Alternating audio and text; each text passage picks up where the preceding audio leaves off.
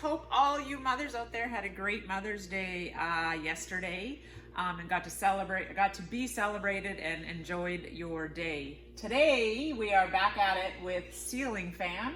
We are doing an AMRAP of 15 minutes and we are going to alternate with double unders, single dumbbell alternating power snatches, and single dumbbell overhead reverse lunges. So the double unders are going to be twice in the round, whereas the snatches and the reverse lunges are going to be one each. So we're going to do snatches, double unders, lunges, double unders. What we're looking at is about 40 to 45 seconds for each segment.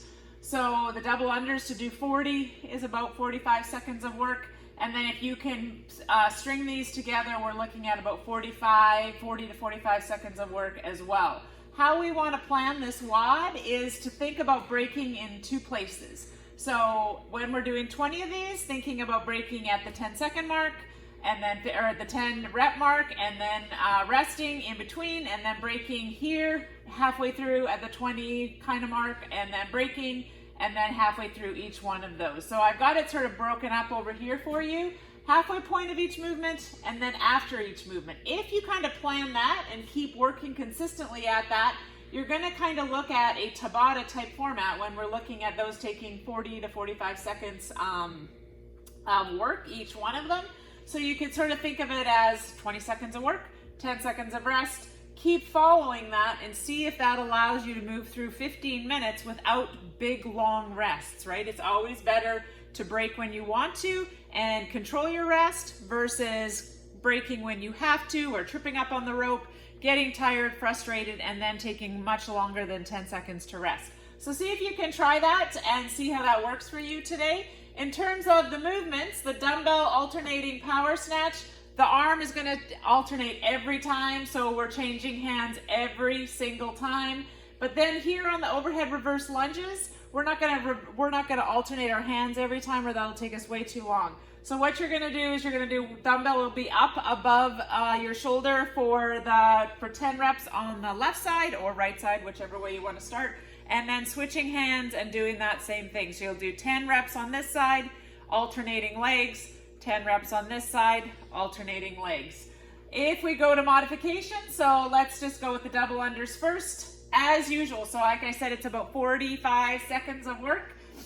So if you think you cannot do 45 seconds of double unders and do 40 of them, then you're going to decrease your reps to something you can do in about 45 seconds. Or if you're just learning, you're going to practice for 45 seconds. If you're doing single unders, it is 60 of them.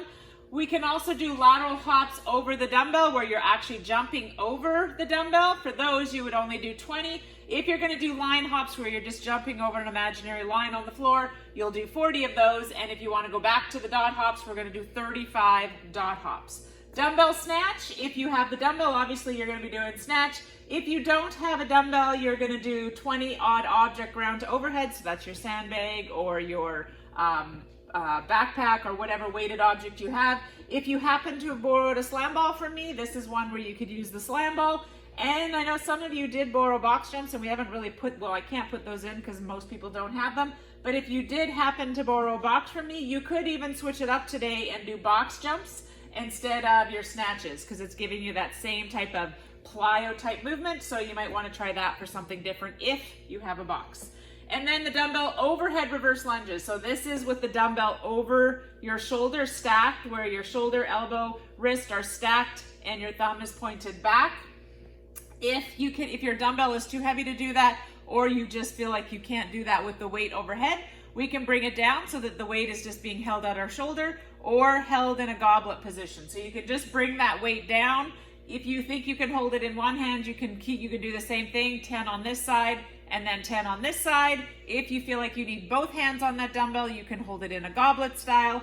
And if the weight is just going to trip you up too much or slow you down too much, then take the weight away and just do body weight. So that is this one and this one. If you have your odd object, so if you have your sandbag or your book bag or your slam ball, then you can do odd object reverse lunges where you're just holding that in a goblet style there. And if for some reason you can't lunge, then what we did the other day, we did either 20 step ups or 20 pistols, alternating legs. with weight if possible. If you can't use the weight, don't use the weight, but if you can, this is a weighted WOD, right? We have weight and weight, so we want to try to modify or replace things with the same type of stimulus. So if you can use your weight, great. If you can't, then you're going to do it obviously body weight. All right, to the floor. Demo man Max is here today.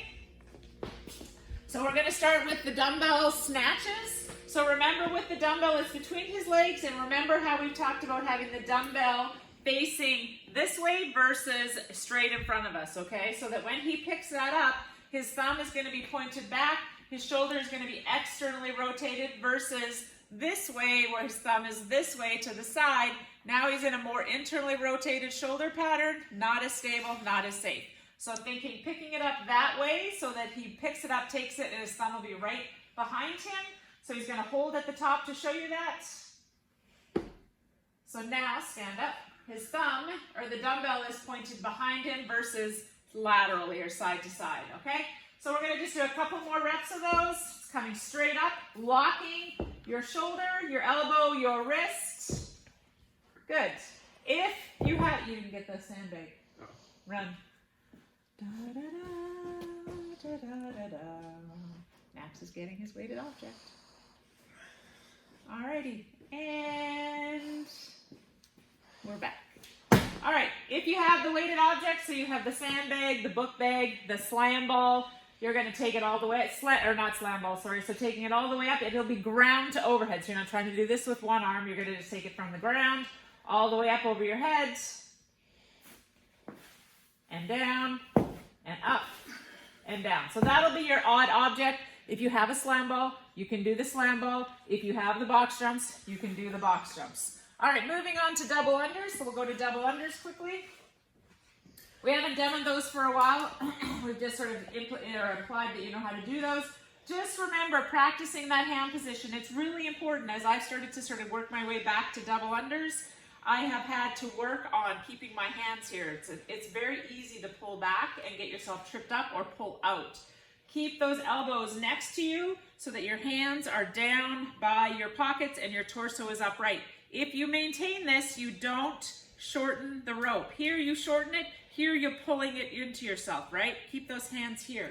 So Max is just going to give you a few reps demo, watching how his torso is upright and where his hands are. So his hands are right down by his pockets. The only thing that's moving is his wrist. He's not taking big turns.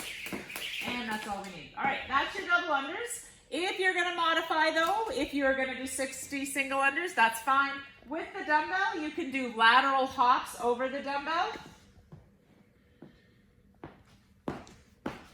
Okay, that'll be 20. Trying to get nice and high, simulating what those double unders would be like. And then if you feel like, nope, that's not going to go well for me, you're just going to find a line on the floor, imaginary line, and you'll just do line hops. So then again, you're just coming over. Don't have to jump quite as high, obviously. And then if you were going to do the dot hops, we're not going to demo those today. I think we've done that quite a bit.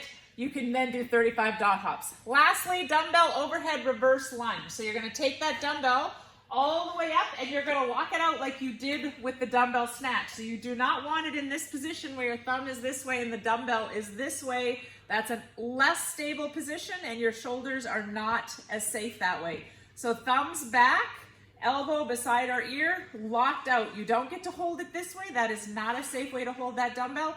Lock out, shoulder, elbow, wrist, locked out with thumb pointed back. Once you get it into position, torso up to keep that dumbbell where it belongs. You're going to step back, gently touch your knee to the ground, step forward, step back. And let's say that was number 10. You can bring it down, change it here, or you can put it on the ground and change. And then the next 10 are going to come from there, touch, touch. If he can't do it up there, he can bring it down to his shoulder or his goblet. So he's going to show you shoulder, where he's going to do it holding it just like that. He'll do a couple there. And lastly, he can hold it in a goblet position. That will be the least heavy, right? Because now he's got both hands on that dumbbell. Torso upright. Good. And then if you are not able to do any weight, you can just do those reverse lunges body weight. And lastly, if you are not going to lunge because your knees are bothering you, you can do pistols. Finding a height that you could do pistols at, the lower the better. Your goal is to go below parallel. We don't have a box that size, so Max is just going to show you that. Look forward. And lastly, if you can't do those or you want to do step-ups instead, it'll be alternating step-ups. Both of these, like I said, can be done with the weight or no weight. Ideally with the weight, so you meet stimulus of what the WOD is asking for, but I understand lots of you have those heavy dumbbells at home, so that just might not be possible, so then you'll just do those without weight. If you're going to do them with weight, hold them in a goblet style so that it's a lot easier to manage. I think that is it. All right, good luck everybody.